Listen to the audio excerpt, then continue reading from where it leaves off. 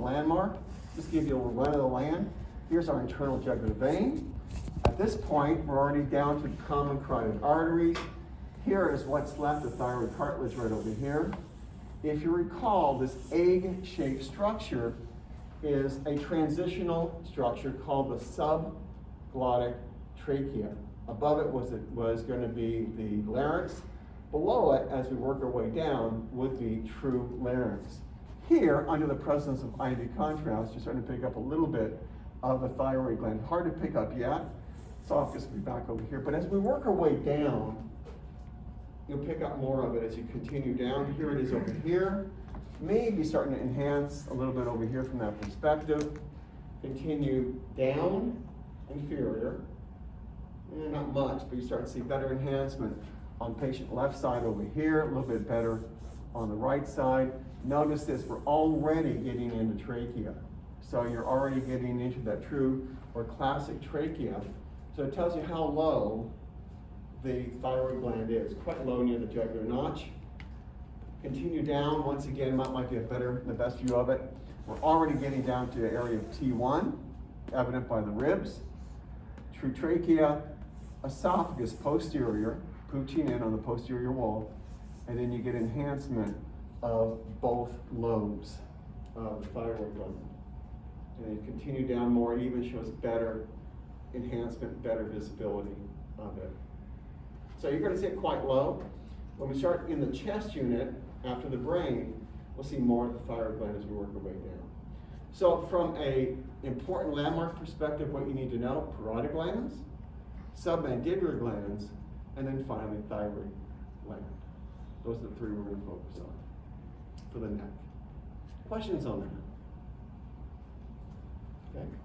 All right, let me now move ahead, and one of the things that is important is that we know some landmarks from a couple of additional perspectives.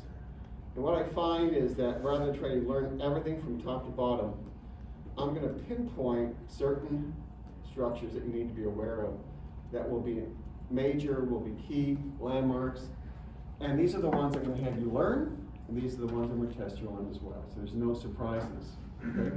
Unfortunately, a lot of these come from the Kelly book, so they're not the best in the world. The ones that I want you to be aware of are those that are labeled and those that have a red arrow. So these are all given for you. This is a mid-sagittal perspective, and perhaps is the most important that we need to learn of the neck. From structures around it, we have the nasopharynx up here. We have nasopharynx here rather. Oropharynx is behind it. We're going to have the area of the tongue through here. This is not labeled for you. But you can see right over here, from this point down becomes oropharynx. And the epiglottis, which had, from our perspective on our examples, had like a cartilaginous bridge appearance. Sometimes it's like an inverted U. Here, it's going to be more of a lever kind of structure. And you can see how it really operates. It's going to basically go back and forth. We don't see it well, but it would direct food and fluid down the esophagus, which is posterior, and when it's open, certainly allow air to enter the larynx and then go on down eventually into the trachea. So we have from a landmark epiglottis right here, pretty evident, and a small little depression over here, which we saw a bilateral antero-inferior to the epiglottis, referred to as the vallecula. So the two important pouches to remember in terms of the larynx. One at or above the epiglottis, which is the vallecula, and although we don't see it down here, it's going to be the pyriform sinuses. But again, here's your vallecula, the epiglottis, hyoid bone, which is going to serve as an attachment, bony attachment for the base of the tongue, seen here. Then you have thyroid gland here, and a little bit farther down, cricoid, which is going to be posterior. This one would be anterior from that perspective. Finally, there's one muscle, and it's called the longus colli muscle. And the reason that we have you learn it is that some patients will show infections because of chronic inflammation, infections. Other people will stick things in their mouth and they'll jab it, and it'll swell up and produce a blockage from that perspective. So it's kind of an important landmark from a pathology perspective. Okay? Questions on these landmarks? Just kind of follow what you learned already, somewhat. Okay, moving on. I want to throw in a couple of coronals, and from this perspective, what you see is something that's pretty characteristic. Here is C2, evident by the odontoid process, we can pick up pretty readily. Above it is going to be C1, lateral mass is right over here. From a coronal perspective, what we pick up is this. We have a large vessel here. We don't see it very well on this side, but over here is our SCM, which tells me this is a medial structure, medial compartment here. And what's going to be found outside of the SCM, of course, we don't see it, would be the external jugular vein. On this perspective, we only see internal jugular vein, big, large, and sassy. Here, look at this, internal jugular vein, and what's going to enhance right over here is going to be your internal carotid artery. So we're above the point of the carotid sinus. So here's parotid glands out here. Here's lateral mass. Here's the internal jugular vein. Here is it on the opposite side with the internal carotid, SCM, and a little flavor, a little taste of external jugular vein, always found lateral to the SCM. Questions on that one? Coronal of the larynx is important. So I'm going to kind of highlight certain structures that I think are important. Here is the epiglottis. So from a coronal perspective, shows up somewhat as what we saw earlier, different from different perspectives.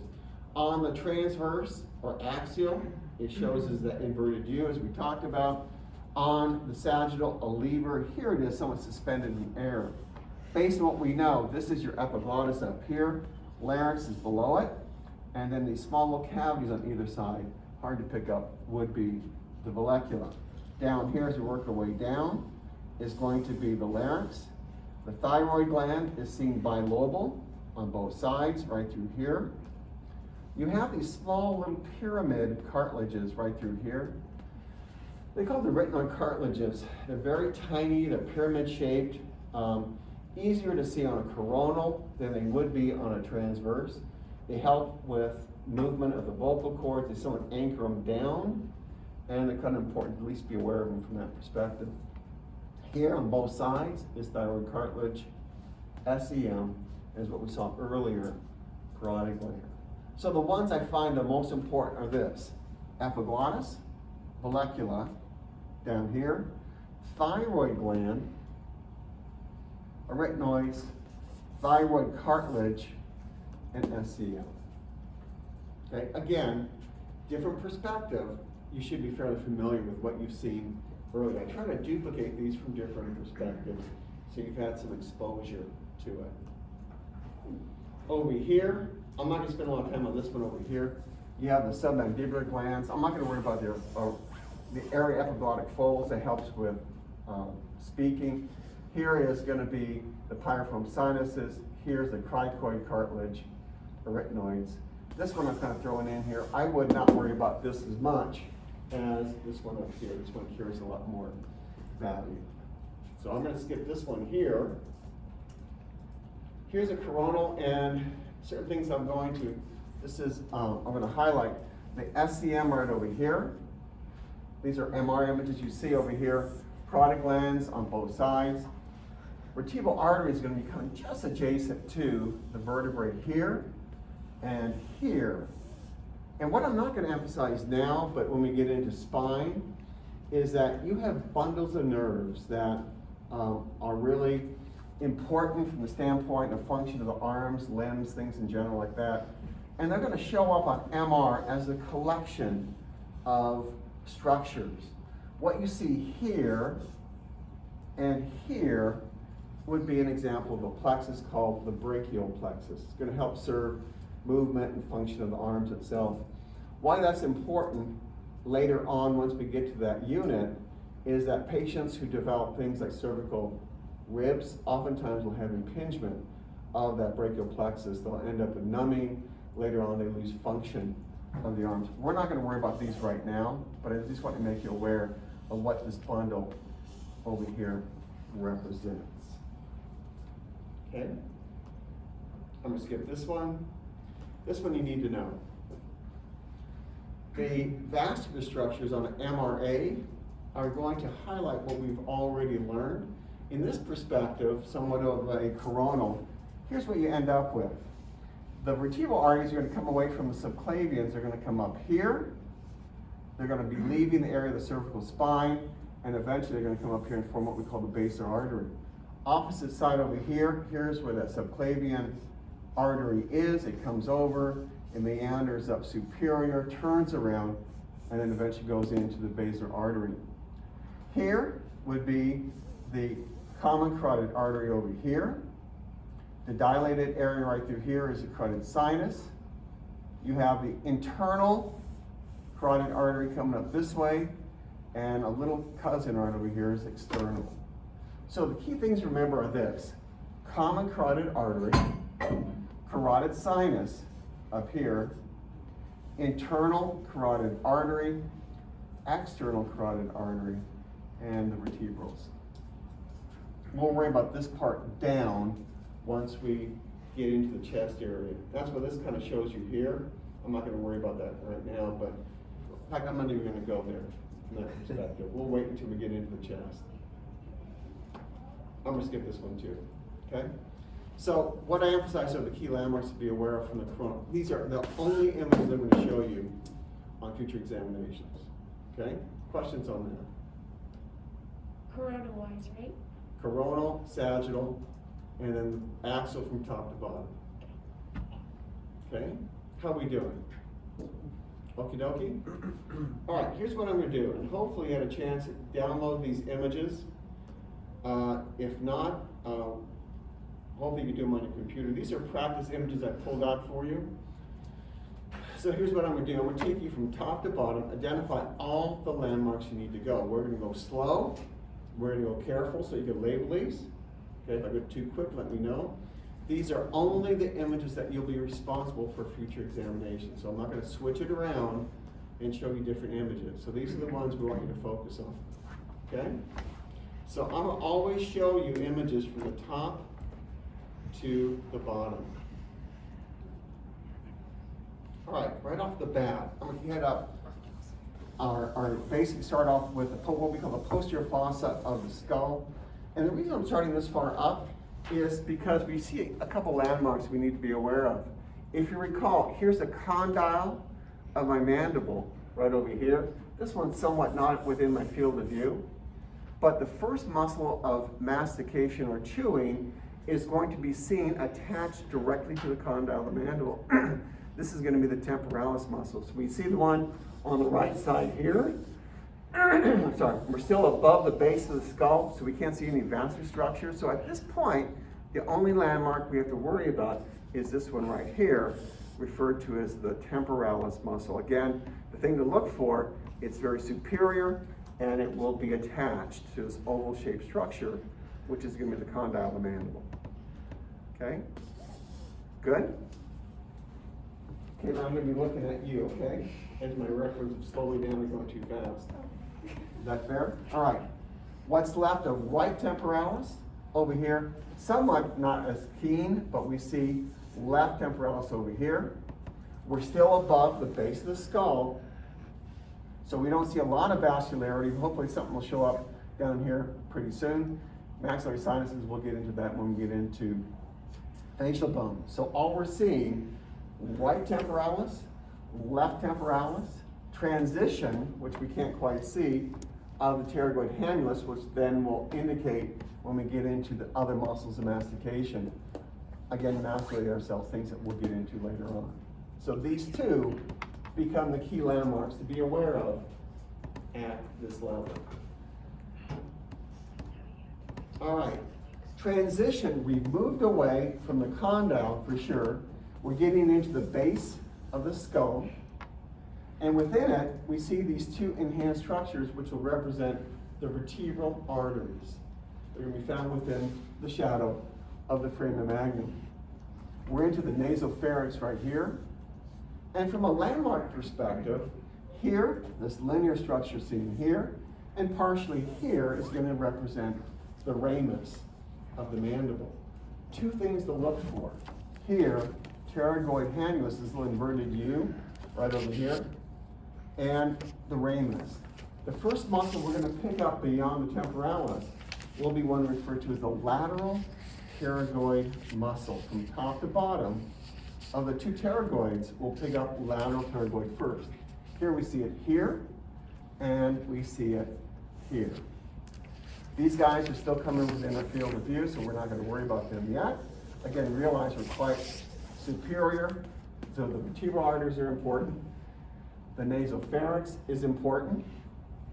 The lateral pterygoid muscle here, and we'll worry about the masseter here in a moment. Questions on that level?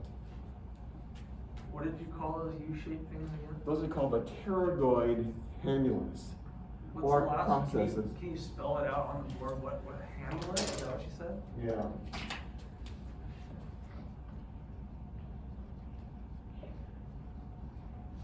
Or processes, doesn't matter.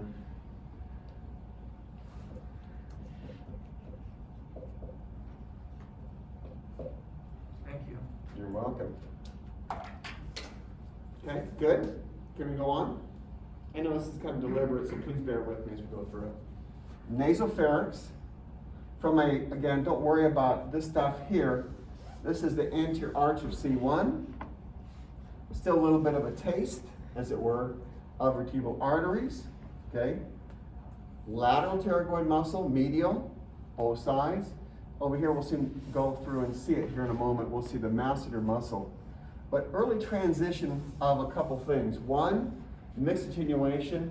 If you can't quite pick it up, and by the way, this would be for all imaging, is that you always have to look at multiple levels. So if I point to something arbitrary like this, all you have to say is show me more, and we can go down. When you take your exams with me, I'm gonna have you download the test lines on your computer or tablet, whatever, and give you the freedom to go up and down as you would in a clinical setting. So you're not gonna be just showing one image, ask what it is. You can begin to put together patterns of transitions, okay? So probably a little parotid gland over here. This guy, unfortunately, is a styloid process, but from a vascular level, we're picking up here internal jugular vein and internal carotid artery. These are the two vessels that will first appear from working from top to bottom, and we'll see those right off the bat. Let's take you around the horn. Nasopharynx, lateral pterygoid muscle, ramus of the mandible. Pretty soon, we're not quite see it's transitioning in. Masseter is the only muscle of mastication found lateral on the ramus. I'll skip that for now. Internal jugular vein, internal carotid artery, anterior arch, beautiful, of C1. And then finally, this guy over here, which are these guys will be the vertebral arteries. Okay, good to go? Top to bottom, look at retraction. Okay, look how it's pulling away from both sides. So again, masseter is going to be the first one. Temporalis will be the first muscle we see from top to bottom. Lateral pterygoid will then come within our field of view. It retracts, that's its Johnism, and then what shows up below it is going to be the medial pterygoid muscle. So this is really nothing, what's left of the pterygoid muscle. What will soon show up is the medial. Here's our ramus once again. Temporalis starting to show up over here. Poor slide, I apologize for that. Here is the anterior arch of C1. Dens, internal jugular vein, internal carotid artery. Okay, down here we'll get into these guys here in a little bit along with some other muscles, but let's wait until we get a better image. Nasopharynx. When do we transition from nasopharynx to oropharynx? When we see the uvula. Absolutely correct. Okay. Here at this point, let's take and look at what we have. Already we're in maxilla from a reference perspective. Look how this muscle now is re-expanding. This is transition into medial pterygoid muscle. If we go down a little bit farther down, it'll show up even more evident. Medial pterygoid muscle, ramus, masseter, parotid gland here. You still see we're into the odontoid process, C1, C2. Internal jugular vein, internal carotid artery, a sliver of a muscle out here starting to show up here and here. Any idea what that might be? SCM. It is SCM, so we're seeing early signs of it. There's one that's kind of showing up here. It's unfair for me to ask you, but I'm going to ask it anyway. It's going to start off in the posterior portion of the back. Traps. Traps. Yes, we can use the word traps because we're all, we're cool people. Okay? Once again, if I may, nasopharynx, transition into medial pterygoid muscle, ramus, internal jugular vein, internal carotid artery over here, transition of SCM, mixed attenuation bilateral, evident of parotid gland. And what do you expect to show up here and here? Expect it. Retromandibular vein, or if you want to call it, it soon turns into, well done, external jugular vein, good. Okay, so again, it's anticipating what you may see. Going down, all right, combination of things. What's left of nasopharynx? Here's a little buddy uvula starting to show up, which tells we're getting near oropharynx. Much better seen. Medial pterygoid muscle, masseter, of course, ramus. Parotid gland bilateral. As what Miss Caitlin said, transition of retromandibular vein. Better definition of SCM, both sides. Traps, as TJ calls them. Internal jugular vein, once again, internal carotid artery. And we're still in the base of the skull, aren't we? We're not really going too far down. Continuing down, uvula. Okay, we have a little artifact from the filling over here. Well, let's identify what we can. Oral pharynx, based on the presence of uvula. Always from this point down till we hit mandible and beyond. Medial pterygoid muscle, masseter, ramus starting to go in near the body. What's left of parotid gland actually is quite generous over here. Either one is acceptable, either retromandibular vein or external jugular vein. SCM here, the traps, and those are the major landmarks.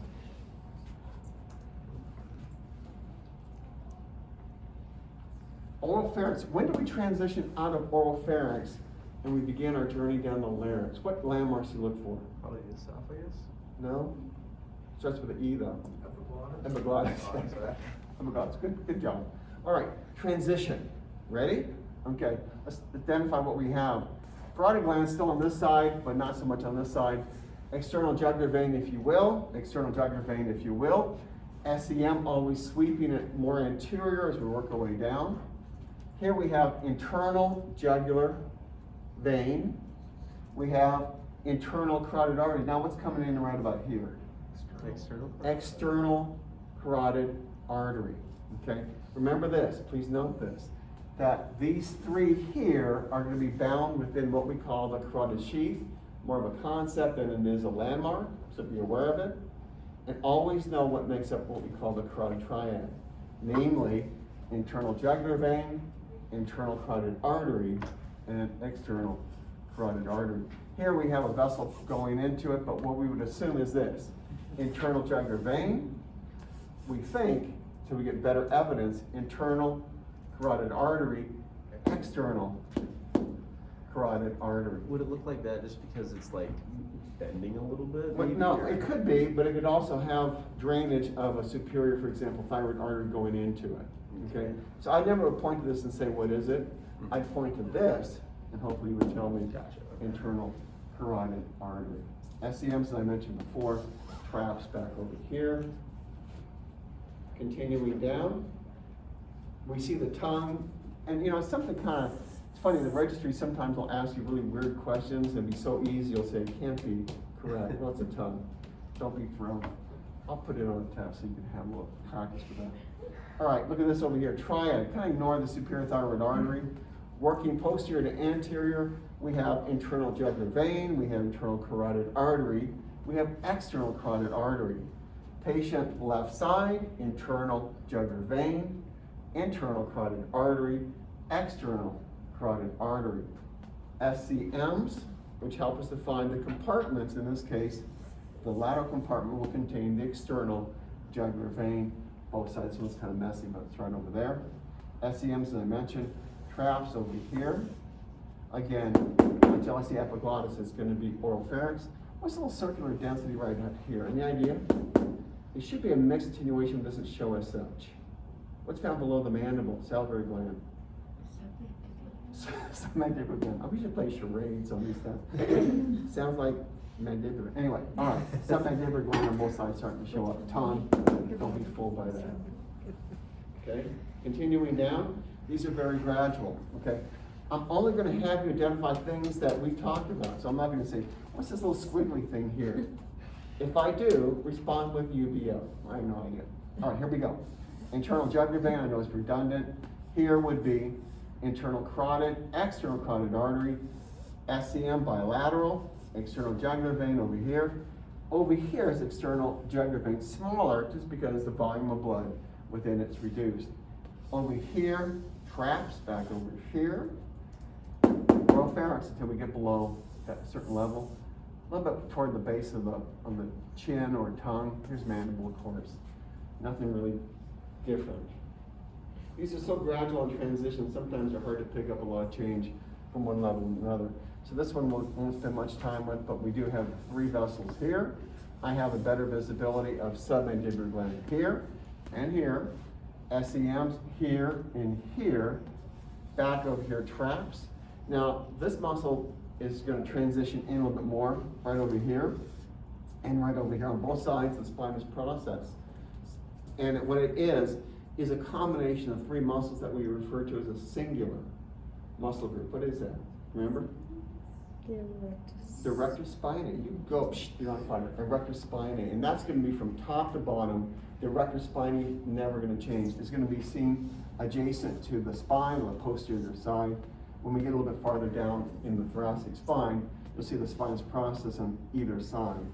It will be a rectus spinae. Okay, traps, rectus spinae, SCM, submandibular glands. It's a little fuzzy. Let's keep an eye on that and see if it goes through transition. It is. Okay, patient right side, we still have internal jugular vein. I have internal carotid artery. I have external carotid artery right over here. This one is going through transition. I would never ask you to identify what that is because it's meaningless. Once we get below it, we expect it to turn into carotid sinus. Right now, it's not, okay? Epiglottis is appearing, which marks the transition, excuse me, into the larynx. That's gonna be our signal, okay? There are 2 pouches you need to be aware of. One adjacent to the epiglottis and one below it. The ones adjacent to it are gonna be vallecula. So please note that. So here, epiglottis, vallecula on both sides. Still, we have the triad right over here. We have transition over here, SCMs, a rectus spinae over here, traps over here. And again, we'll kind of look for this to continue for a little bit longer. Here's the problem we're going to get into, is that bone cartilage sometimes will appear as the same attenuation as contrast-filled structures. So this area right through here and here is going to start wrapping around. See, it's starting to show up over here and here. What cartilage, actually, correction, what bone is found below the base of the tongue? Hyoid bone, okay? So from a transition perspective, remember this. Hyoid's going to be more superior than thyroid cartilage. That's one characteristic you want to keep in mind. The other is the hyoid has a rounded anterior margin, and thyroid cartilage has a sharper angle or peak to it. We'll see how that plays out as we work our way down. Not quite there yet, but starting to show up a little bit better. Here, we still have the carotid triad. Here, though, is singular, no septum between it. We would call this carotid sinus. If unsure, go down a level. See how it reduces in diameter? Now we've transitioned into common carotid artery. Go back up. This would be carotid sinus over here. The triad still existing here. SEM, SEM, external jugular vein, bilateral. What's this guy out here going to be? Anterior jugular vein. So here's a question for you, okay? Does the external and internal jugular veins ever unite? That's a negative, okay? Does the anterior and external jugular veins unite? Yes. That's a big 10-4, okay? Good. Like a test question, I don't know, go figure. All right, over here is epiglottis. Here's what's left of the vallecula. Here's what's left of submandibular glands. SEM's over here. Traps through here. Maybe below this area, near the bottom of the mandible. All right, we're already below epiglottis. I'm not going to ask you what these folds are because they vary between patients, even within the same patient, based on phonation, inspiration, expiration. So this is all awareness. So I'm not going to worry about this. But what we do pick up is more transition of the hyoid bone. And we're going to pick it up as it begins to form that anterior rounded margin, which is one of the characteristics you look for. I have common carotid. It's going to stay all the way down on patient left. Patient right, we're going through transition right over here. Internal jugular vein here and here. SEM here and here. Submandibular glands over here. External jugular vein here. Traps down here. And then, of course, representing this area would be erector spinae. Next set of pouches, we're starting to see those transition here. They're right below. The epiglottis will be the piriform sinuses or recesses over here. Now we get that nice characteristic rounded anterior margin, which is hyoid bone. Here, patient left, still common carotid artery. Patient right side, larger in diameter. There's no septum between them. This would be carotid sinus on patient right. So what's left of submandibular glands? We have the piriform sinuses starting to transition in. Internal jugular vein, external jugular veins, of course SEM, traps back here, and erector spinae. Much more clear. Piriform sinuses here. What's left of the hyoid bone. Now at both sides, and this is going to remain all the way into the chest, common carotid artery, patient right, patient left. SEM's always swinging more anterior until they're found really way up here. We're going to get toward the lower portion of the neck. Traps over here, and better definition in general of the erector spinae. And again, here's your piriform sinuses.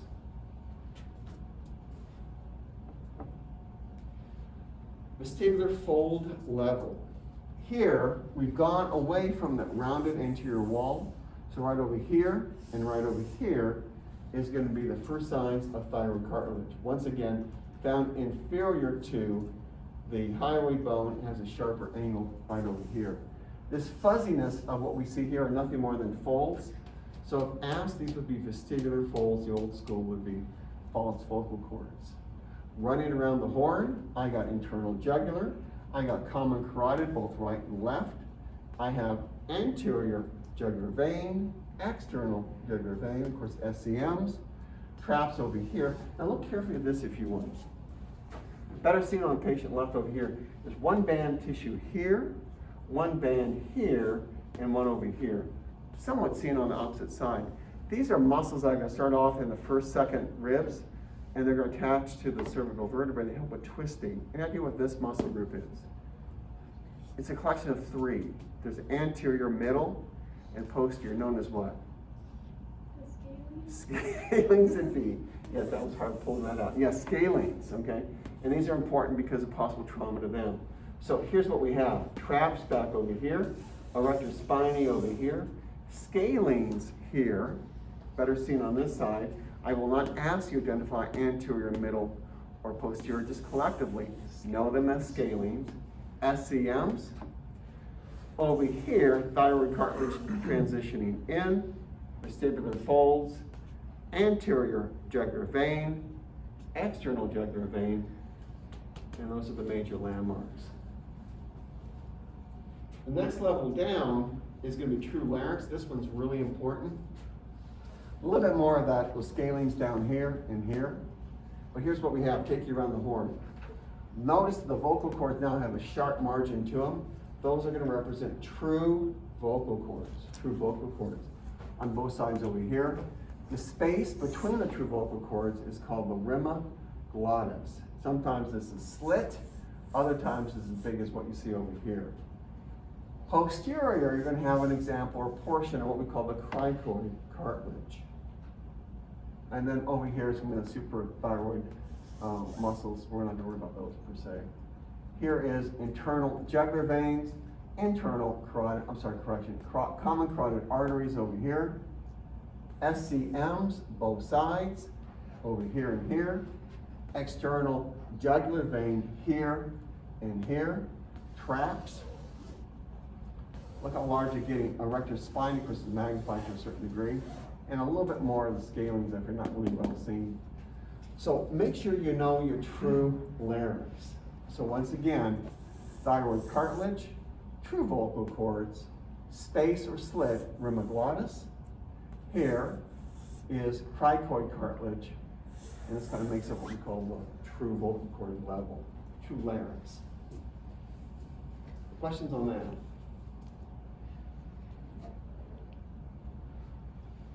All right, transition once again. We asked before, above it, we had the characteristic true larynx. Go below it. Now, oval-shaped, egg-shaped structure is going to be called subglottic trachea. It has that egg shape to it. What's left of thyroid cartilage. Once again, SCM's moving very anterior. Down here, or up here rather, is going to be anterior jugular vein, external jugular vein, traps down here, scalings, what's left of them. Esophagus beginning to pooch in right about here. Thyroid gland, under the presence of IV contrast, will start to enhance here, and we'll see it soon up here as a bilobal structure.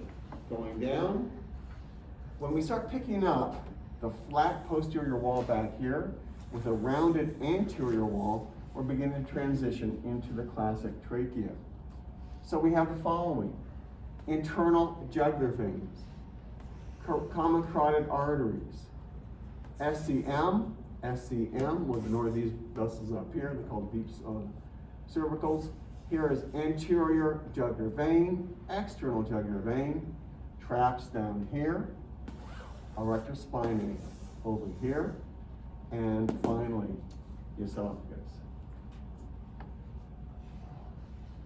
Definitely true classic trachea, based on how the esophagus is pooching in along the softer posterior wall. So we have trachea, we have enhancement of the thyroid gland, still internal jugular veins, common carotid arteries, anterior jugular vein, external, everything's kind of remaining. These out here are vertebrals, we won't worry about those, but those are vertebral arteries that show up. Continuing down, we're getting some beam hardening artifact, we're getting down to the shoulder level. Nothing is changing. The only thing I could speak to in terms of change is how these two are beginning to migrate closer together. We don't see it on the opposite side. Much more appearance of the esophagus, and certainly a classic trachea appearance. There's also better enhancement of the thyroid gland. Going down, one of the last images we're going to view, already picking up T1, evident by the ribs over here. One more time, trachea, esophagus, thyroid gland, internal jugular vein, common carotid arteries, union, transition of the anterior jugular vein joining up with the external over here, and everything else is so artifact, it's kind of hard to pick it out. And that's kind of where we'll leave it at that point. That's it. So how was that? Very informative.